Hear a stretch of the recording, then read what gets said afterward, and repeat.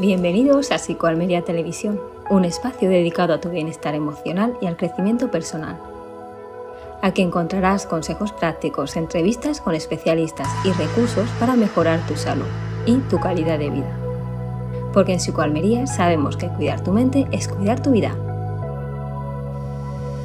Comenzamos.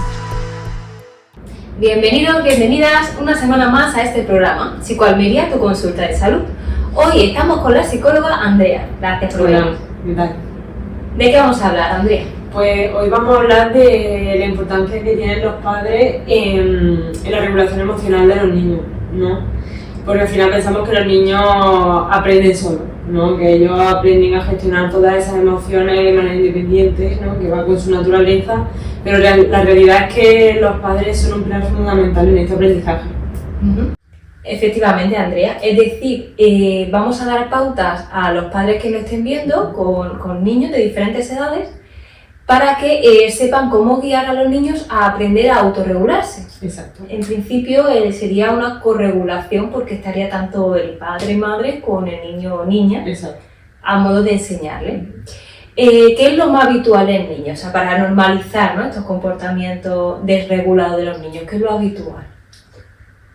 A ver, pues lo habitual al final es que los niños, lo que más se ve son las rabietas, ¿no? El niño pues de repente pues quiere algo, no se lo da y se pone a llorar, a patalear, a gritar, o incluso muchas veces no saben ni por qué le da. Y el niño no sabe comunicarse, no sabe expresarte qué es lo que realmente quiere. Y al final el niño lo que tiene ahí es un cúmulo de emociones, de frustración, de enfado, que no sabe ni por qué ni cómo tranquilizarse. Y para ello pues lo necesitan a los padres, ¿no? Exacto, has dado con la clave, ¿no, Andrea? Eso de que los niños en ese momento no saben ni lo que les pasa. Claro. Entonces esa emoción empieza a ser tan desbordante que eso vienen esas rabietas, ¿no? Las más habituales. Exacto. Y lo más habitual también en el padre o madre que no sabe todavía cómo regular al niño es esa frustración también en el padre. Que realmente termina, ¿no?, se le pega. sobreactivándose y acaba pues por muchísimas veces, ¿no?, invalidando al niño, no haga esto, no haga lo otro, sin enseñarle realmente cómo regular esa emoción, transitarla, que es lo que vamos a hablar hoy. Sí. Es decir, nos quedamos con ese ejemplo, ¿no? Vamos a quedarnos con un niño que está en el supermercado, que quiere un juguete, que no se lo dan y monta una rabieta y está pataleando en el pasillo. Y ese padre o madre que se enfada y le dice: vamos, no te pongas así, ¿no? Que no chille, que tal, que siempre igual. Y luego, ¿qué pasa? Que el niño acaba peor, ¿no? Con más enfado todavía, más rabia, y se alarga durante más tiempo, ¿vale? Esa circunstancia. Hemos quedado con ese ejemplo. Venga, pues ¿cuáles podrían ser las pautas para intentar hacerlo lo mejor posible y enseñar al niño a regularse? Hombre, yo creo que al final, el primero de todo es tú como adulto mantener la calma.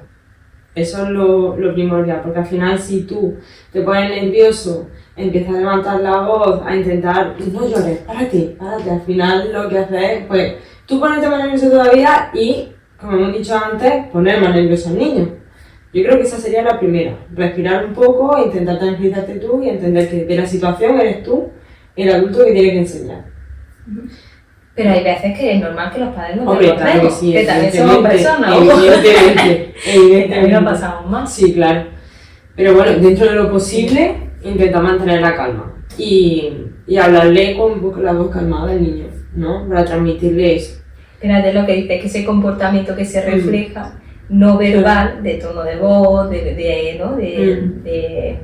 gestos, sea coherente con el mensaje que quiere transmitir. Pero no puede decir: ¡cálmate ya! No puedes decir al niño que se calme si tú no lo estás.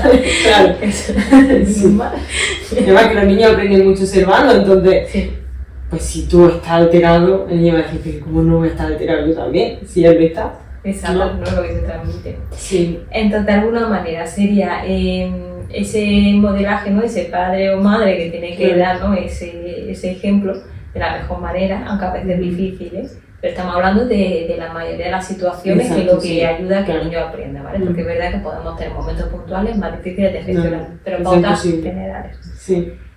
Incluso está bien, ¿no?, como modelo, vamos a partir primero de esa parte, ¿no?, del adulto como modelo. Cuando tiene esa emoción, que pueda también identificarla. Mira, ahora mismo estoy enfadado, ahora mismo siento tal. Y así el menor también sabe que los padres Hombre, claro. Están sintiendo X emoción y les enseña a identificarlas y etiquetarlas porque el niño no sabe todavía qué está sintiendo, sabe que está mal, pero no se pone un nombre, ni lo sabe identificar muy bien según la edad, ni mucho menos regularla o cómo comportarse. Entonces que el padre o la madre sienta X cosa y lo nombre. Claro, que le ponga, que lo comunique al niño y también aprende a nombrarla de alguna manera. Sí. Venga, más cosas. Estamos eso, que le enseñan a nombrarla. La segunda pauta podría ser, pues, evidentemente, validar el estado del niño, ¿no? Muy bien. Para que el niño entienda que, bueno, que está sintiendo eso y está bien y es normal sentir ciertas emociones, pues que a veces no son agradables del todo. Exacto, que vea la diferencia entre sentir la emoción y el comportamiento, o sea, empezar a enseñarle la diferencia. Es verdad que en esta escena que hemos dicho del supermercado no da para mucho y luego se puede hablar con el menor más tranquilo, claro. Pero en ese momento se le puede decir, no, si entiendo que estés cabreado porque quieres este juguete que está muy chulo. O sea, te estoy validando que estés cabreado, es normal que estés cabreado. Exacto. Es normal que estés mal, que estés enfadado porque quieres este juguete. Pero no es posible comprarlo. Mantener el límite. Mantener la norma y el límite, Exacto. porque validar emocionalmente No no es valida lo mismo conducta. que reforzar lo que quiere el niño. Ahí es lo que haríamos un error enorme, porque lo que hacemos es que esa pataleta funcione cada vez que le damos algo y cada vez va a querer más cosas. Claro, porque el primer fallo es eso. Si el niño quiere juguete, para que se calle se lo doy. Pues eso hará que el niño la próxima vez que quiera algo, vuelva a montar la rabieta sabiendo que tú lo más probable es que se va a acabar dando. Exacto.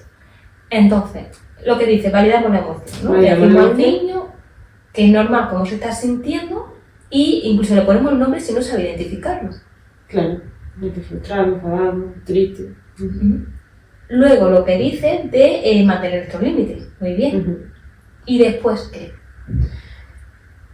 Pues yo creo que acompañar, ¿no? Vale. Simplemente un momento de calma. Vale. Y no validar el comportamiento, porque así te queda la diferencia, ¿no? Por ejemplo, es normal que estés enfadado o estés triste porque quieres este juguete. Mantenemos la norma. Sin embargo, no podemos comprarlo ahora. Tampoco está bien, ¿no? Porque me estés pegando o gritando.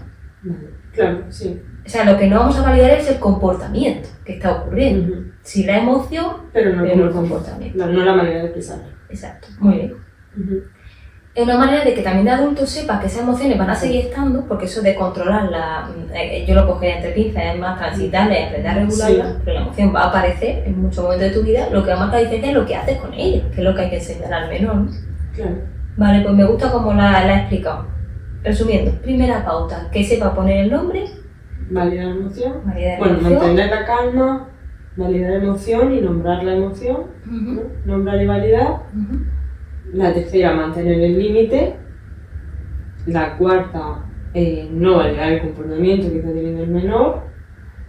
Y ya como quinta, explicarle en otro tiempo más tranquilo en la casa y demás lo que ha ocurrido. Del contexto donde se ha dado los motivos reales por los cuales no se ha podido comprar juguete en ese momento, porque en otro momento sí, el tema de toda la emoción y tal. Muy bien. Y yo añadiría también que el padre o madre diga cómo lo ha vivido también. Claro, es muy importante también que el padre a lo mejor le pueda comunicar al niño, a mí esto no me sienta bien cuando lo hace. Para que el niño también entienda que esos comportamientos también pueden tener consecuencias en otras personas de su entorno. Exacto. Luego, esto sería como modelaje, ¿no? Exacto. Y esa corregulación, es decir, el padre o madre ayudando a regular a ese niño. ¿Vale? ¿Qué más se te ocurre? Hombre, cabría destacar a lo mejor también frases que no decir, ¿no? A lo mejor. Muy bien, muy buena esa. Que no decir. ¿Vale? Porque al final, cuando estamos en esa situación, es muy fácil que nos hagan, pues no llores, no pasa nada. Y al final parecen frases que son súper inofensivas, pero realmente con esas frases lo que estás haciendo es todo lo contrario a lo que estamos diciendo. No estás validando, sino minimizando la emoción. Y le dices al niño que no pasa nada, a lo mejor estás enseñando que no está bien lo que estás sintiendo, que no es relevante, no es importante.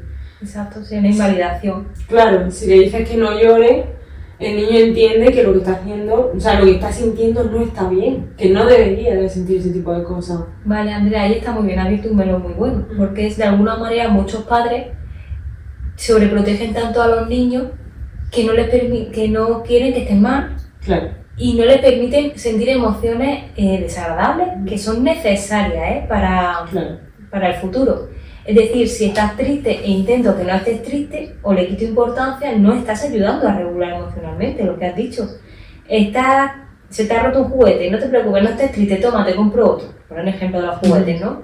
O estás llorando, no llores por tonterías. Lo que estamos intentando es no estés triste, no, pero perdona, tiene derecho a estar triste, porque para él no es una tontería, puede ser importante. De hecho es necesario, porque el hecho de que a lo mejor el niño no se permita estar triste en ese momento no significa que la tristeza se vaya. Al final lo que hace es reprimirla, no quitársela. Entonces eso al final crea ahí como también un malestar gigante que se puede mantener en el tiempo. Porque le estás enseñando a estar triste está mal. Claro. Y tenemos derecho a estar tristes. De hecho, debemos estar tristes porque al final todas las emociones son válidas y todas acompañan en algún momento. Exacto. Y hablando de esto, de esas emociones que a veces no se le deja al menor experimentarlas, también está el aburrimiento, ¿no? Cuando un niño está aburrido, está inquieto y se le da el móvil en un restaurante, en un bar, ahí lo que le está enseñando es que el aburrimiento es malo. Exacto. Y que no necesitamos aburrirnos, ¿no? Y tener estimulación constante. Claro, y eso al final el día de mañana puede tener consecuencias, claro. Puede empezar la sobrecarga de trabajo, de actividades, ¿no? Pues si tengo un rato libre tengo que estar siendo productivo porque no puedo estar sin hacer nada. Me han enseñado que el aburrimiento no, que no puedo estar simplemente descansando tranquilo, no tengo que ponerme a hacer algo. Me viene la sobrecarga, el estrés. Es por eso que luego de adulto aprendes a no poder desconectar y a saturarte. Exacto. Porque es necesario el aburrimiento, es necesario que el niño, a lo mejor la niña esté un poco inquieto y que aprenda cómo gestionar eso. Exacto. De estar incómodo. Pero yo entiendo muchas veces que los padres están también agotados, que quieren descansar y es más fácil pues darle el móvil, ¿no? Que no estamos diciendo que no se dé el móvil y que no haya Exacto. pantalla, sino que qué función está cumpliendo en qué momento. Claro, y que al final no debe de ser algo excesivo tampoco. De lo que estamos hablando, no pasa nada si en algún momento tú puntualmente le quieres dar el teléfono a tu niño. Pero que no sea una costumbre y que el niño no aprenda a relacionar que cada vez que se encuentra en ese estado, ¡pum!, Exacto. se le da. Exacto, porque si no, cada vez que estoy mal, mi mente lo que va a buscar es ese móvil, esa pantalla, ese tal. Porque se está regulando desadaptativamente con la pantalla. Y ahí se conecta un poco todo, ¿no? Estás comiendo en un bar, el niño se aburre, mamá dame el móvil, no te lo doy, rabieta. Y ahí ya lo ponen todo en práctica. Exacto. Y se refuerza, hay que reforzar que siga ocurriendo al dar el móvil. Efectivamente. Vale, entonces tenemos el permitir también que tengan esas emociones desagradables los niños, ¿no? No intentar que no las tengan, sino ayudarles a que cuando aparezcan se le dé su espacio, que es lo que hemos hablado antes. Exacto. Vale, ¿qué más se te ocurre? Bueno, también, perdona, sería importante reforzarles las cosas que hagan bien. Hombre, claro. Porque van creciendo y habrá cosas que se están autorregulando solos, que todavía tienen esa inseguridad y ahora que decir, mira, has gestionado muy bien esto. O de todo lo que haya ocurrido en la situación, qué parte sí has gestionado bien, y se lo decimos verbalmente, y un abrazo y demás, y qué cositas tienen que mejorar. Pero hay que reforzarles mucho las cosas que se hacen bien. Efectivamente, la buena gestión de esa emoción, a lo mejor el que el niño antes de tener la rabieta haya aprendido a calmarse solo, todas esas cosas hay que reforzarlas, porque al final es lo que a él lo va a ayudar a conectar con eso la próxima vez que le vuelva a pasar. Por ejemplo, volviendo a la situación de supermercado, ¿no? Porque es la que estábamos hablando. Imagina que vaya otro día y oye, el niño no ha montado pataleta. Qué bien hoy que has sabido autorregularte, que harás juguetes que seguro que te gustaban y mira que has sabido ser paciente y has manejado bien la emoción de la frustración de no tener X juguete que te está esperando, no sé, en tu cumpleaños, ¿no? Claro, que el niño pues te pida, pues mamá, cómprame un juguete, tú le digas que no, le des tu motivo y el niño simplemente te diga, pues vale. Sí, a lo mejor está de morro, pero oye, no te está... Igualmente eso hay que reforzarlo, porque se enfade, pues normal que se enfade, pero al menos no salir al suelo, no grita, no llora, y eso hay que premiarlo, claro.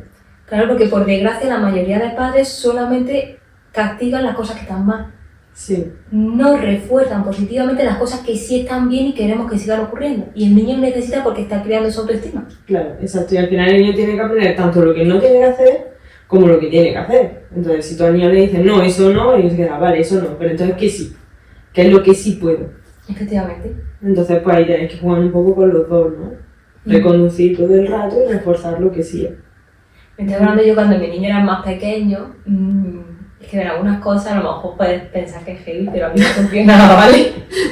Porque el tema de la modificación de conducta me encanta, ¿vale? Entonces yo lo que hacía era jugar un poco con ellos, emocionalmente, ¿vale?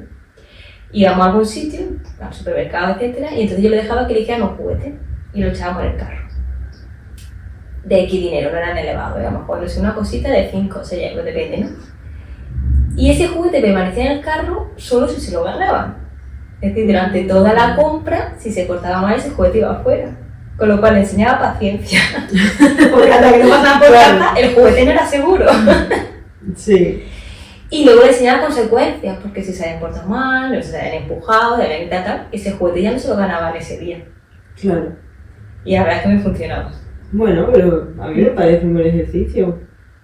Yo tenía un profesor en la universidad que lo que hacía era decirle a su hijo que el viernes iban al cine. Y un día antes o el mismo día le decían que no. Dice, en mis planes nunca estaba ir al cine.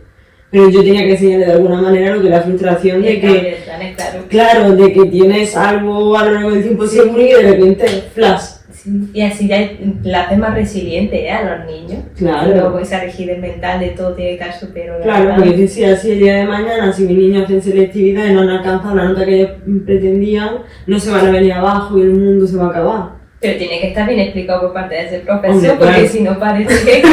Yo digo como a mí me lo explicó en su momento. Pero no se puede por lo que sea, ¿no? Pues claro, si oye, la sí, confianza por de los supuesto. padres, No. Explicado. Pues hasta aquí las pautas de Sí. regulación, es decir, ayudar a que el menor aprenda tanto de los adultos como ellos mismos, depende de la edad que van teniendo, a autorregularse, o sea, de corregulación a autorregulación. Ahora vamos a pasar a otro bloque, a otro tema también que es muy importante de abordar, ya que estamos con los menores, y es la prevención del abuso sexual.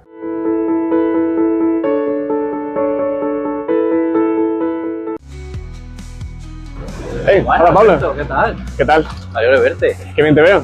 Gracias, la verdad. Desde que vengo a Psicoalmería estoy mucho mejor. Venga, nos vemos, Alberto. Venga. Hasta luego. Psicoalmería es tu mejor compañía. ¿Sientes que ha llegado el momento de parar, mirar hacia adentro y empezar a cuidarte? En Psicoalmería te acompañamos a crecer y avanzar. Somos tu centro de psicología clínica en Almería, especializado en el bienestar emocional de adultos, mayores, adolescentes, niños y familias. Realizamos terapia individual, de pareja, sexología, terapia infanto-juvenil, familiar o grupal. Tu proceso es único y aquí lo tratamos como tal. Porque pedir ayuda también es un acto de valentía. Psicoalmería es tu centro de psicología. Psicoalmería es tu mejor compañía. Cuando quieres empezar.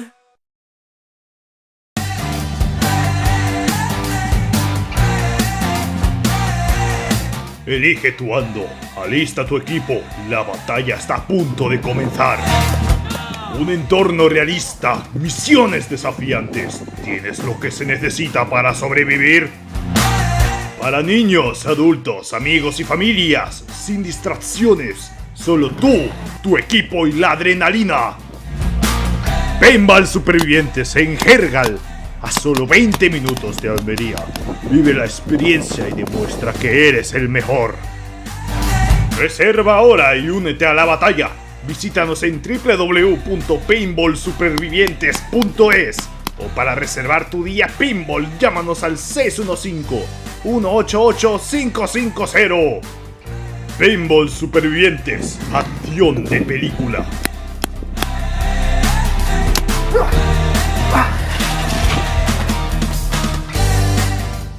La casita jergaleña, un lugar con encanto, comodidad, confort, para 8 personas y para disfrutar de la naturaleza que ofrece nuestro pueblo Jergal en Almería.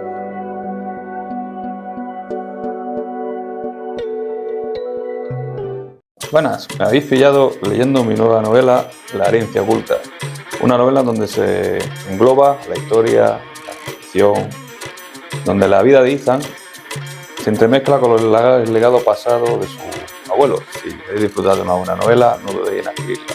Podéis comprarla en el comercio, en el oráculo de Enro, situado en carretera Ronda 202 o en nuestra página web laherenciaoculta.com.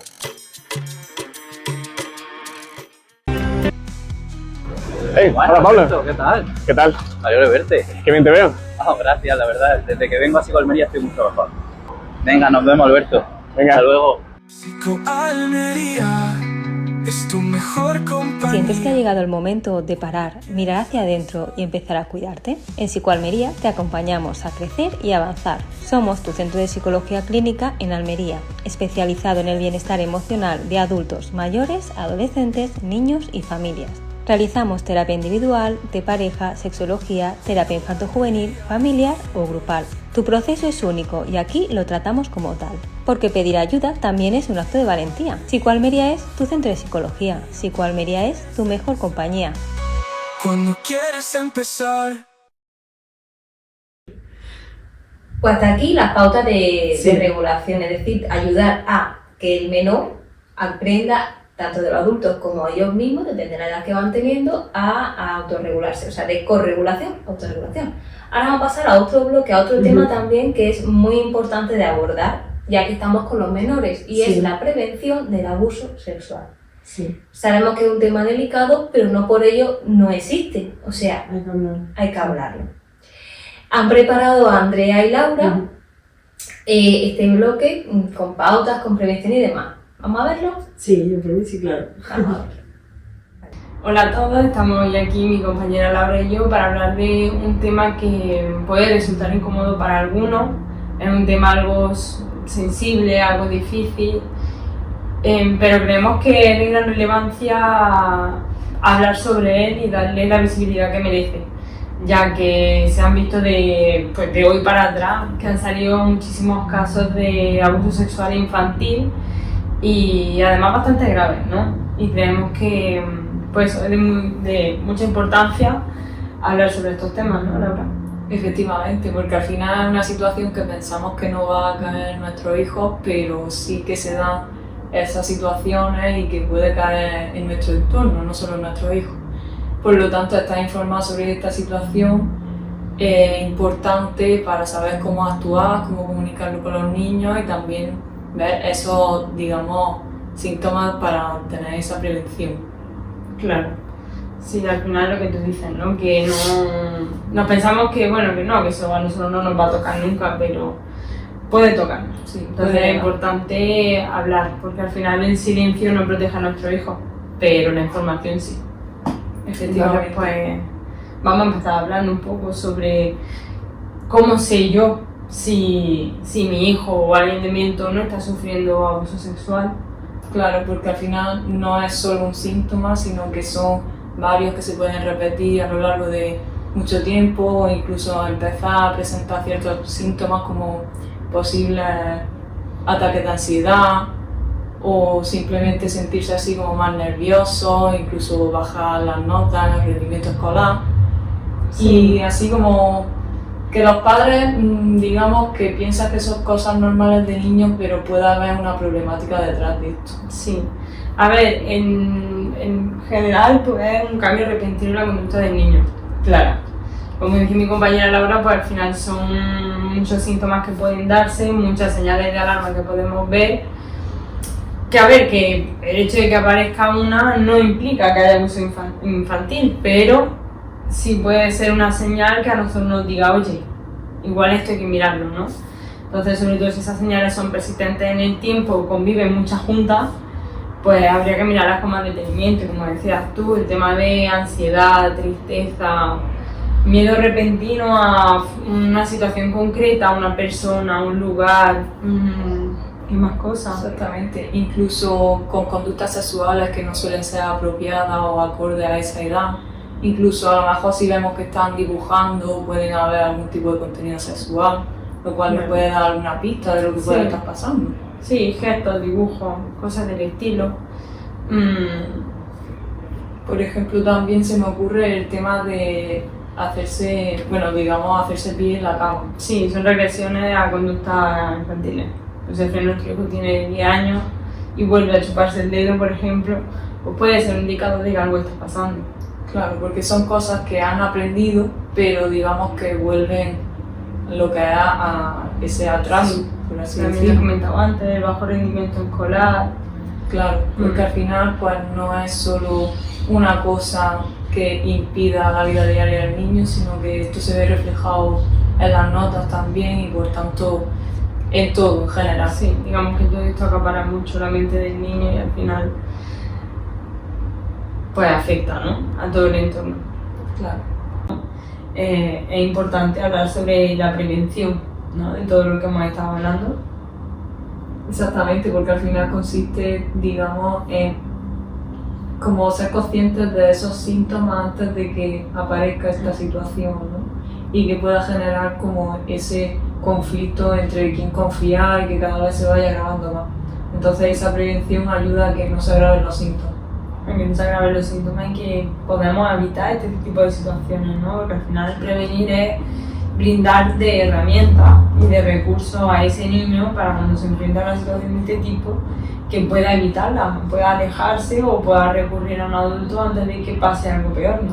Claro, al final habilidades que podemos enseñar a los niños, un ejemplo sería, por ejemplo, a identificar qué zonas son las que no se pueden tocar, ¿no? También, por ejemplo, decir que cuáles son los nombres reales de lo que son el pene y la vulva, no decir otros sinónimos que suele decir la gente como para que también. Sí. Exactamente. Entonces es importante darle el verdadero nombre y que sepan identificar qué zonas son, para así poder también, digamos, actuar. Claro, sí, mostrarle el cuerpo tal cual es, ¿no? Exactamente.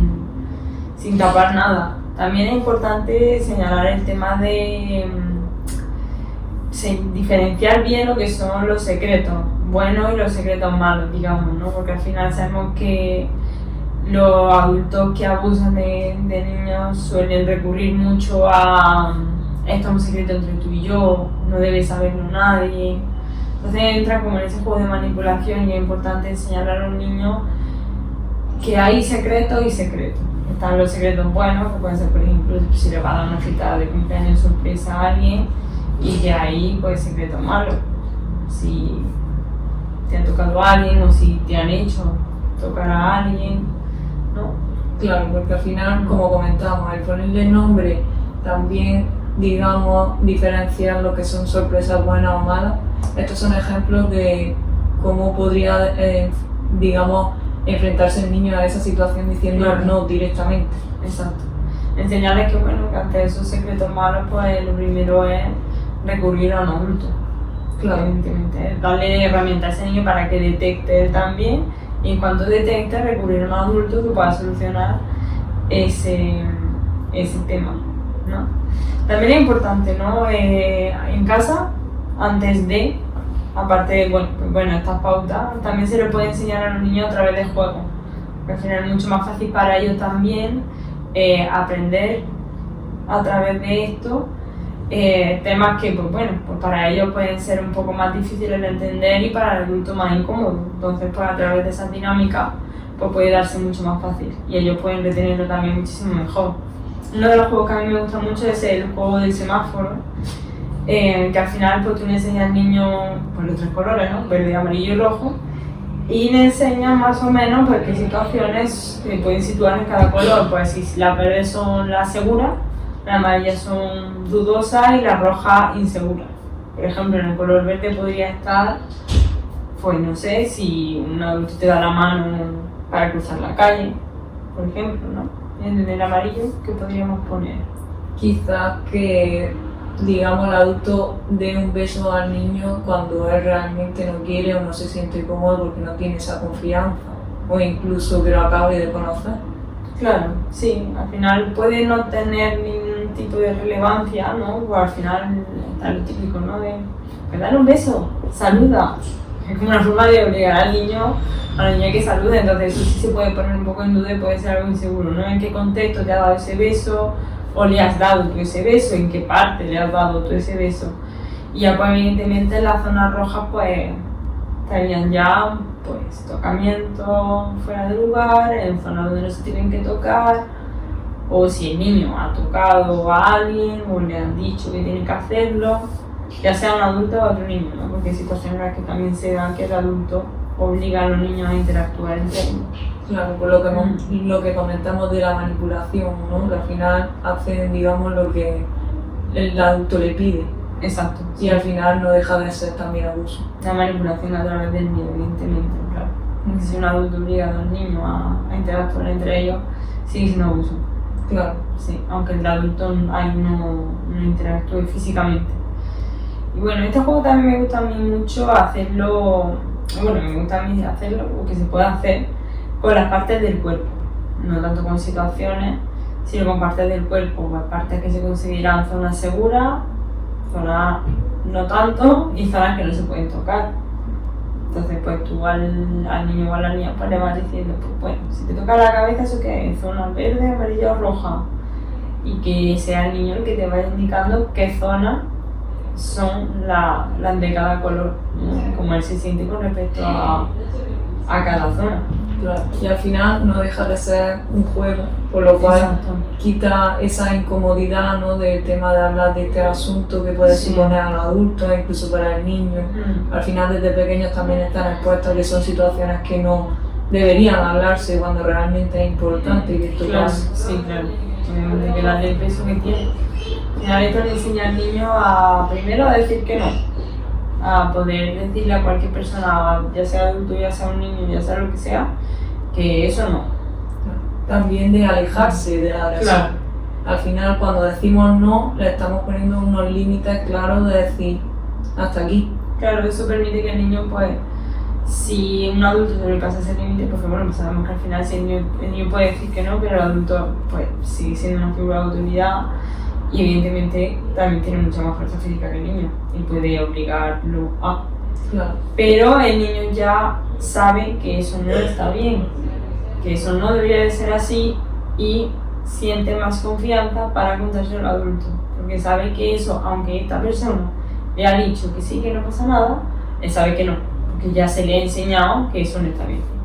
Claro, por Que eso no debería sufrirlo, sí. exactamente. Por eso la importancia de la prevención, ¿no? Sí. Porque al final esa información, ese diálogo, la confianza, al final ningún niño debería sufrir. Bueno, pues imaginemos que hemos detectado algunas de estas señales que hemos mencionado antes, ¿no? Bajo rendimiento, algo de ansiedad, el niño no duerme, tiene dolores que no tienen una causa médica aparente, ¿no? Pueden ser dolor de barriga o dolor de cabeza, normalmente. ¿Qué hago? O sea, yo detecto estas señales, veo que a mi hijo le pasa esto o a alguien de mi entorno, ¿y qué hago? Primero de todo es crear un ambiente tranquilo, que estés con el niño, donde no haya otra gente, un sitio donde se sienta seguro. Quizás puedas crear una situación que sepas que le guste, por ejemplo, colorear, Da un o paseo. quizás, exactamente. Sí. Y bueno, después de esta situación que sea placentera para el niño y haciéndole preguntas un poco indirectas, ¿no? De cómo te sientes. Últimamente te he notado triste. ¿Quieres Sí. contarme un poco sobre esta situación? ¿Qué es lo que pasa?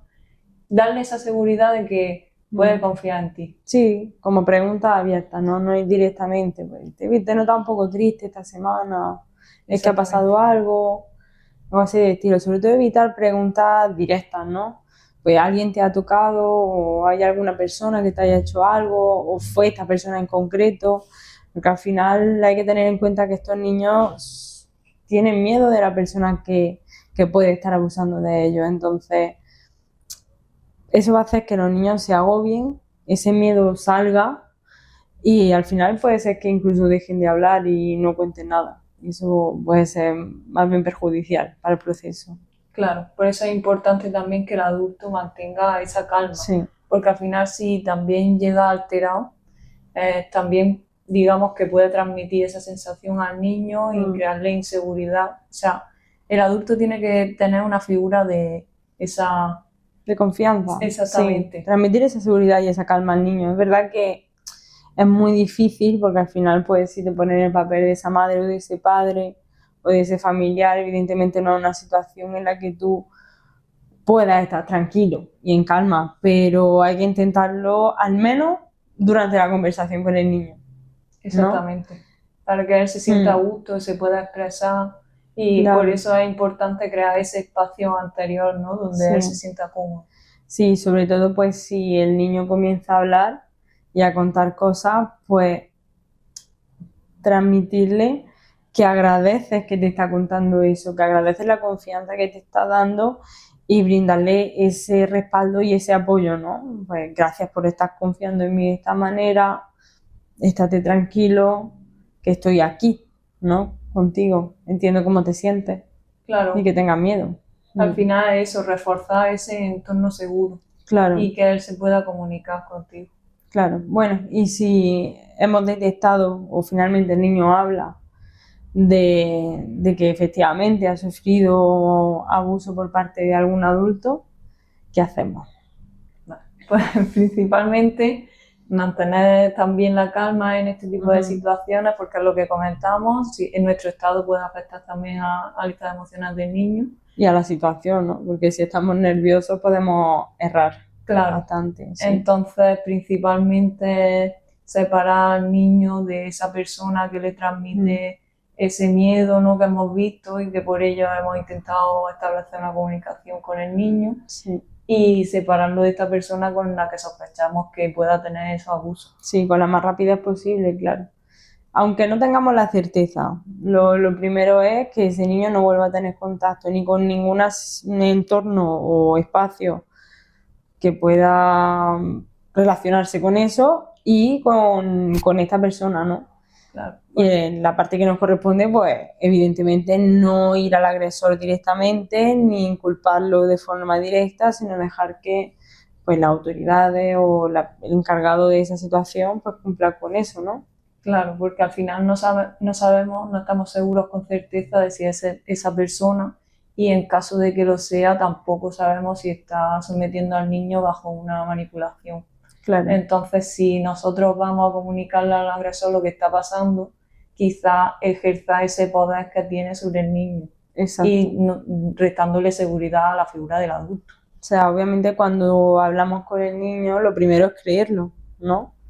Lo primero es creerlo, pero como adultos tenemos que mediar también nuestro comportamiento, regularnos y saber gestionar la situación de una manera en la que no se perjudique ni el proceso legal ni al estado emocional del niño. Entonces, pues sería mantener la calma, no interactuar con el agresor, seguir creando ese espacio seguro para el niño y, ¿qué más? Recurrir a las autoridades, ¿no? Exactamente. Y asegurar ese acompañamiento durante todo el proceso. Sí, que al buscar final, atención. Exactamente.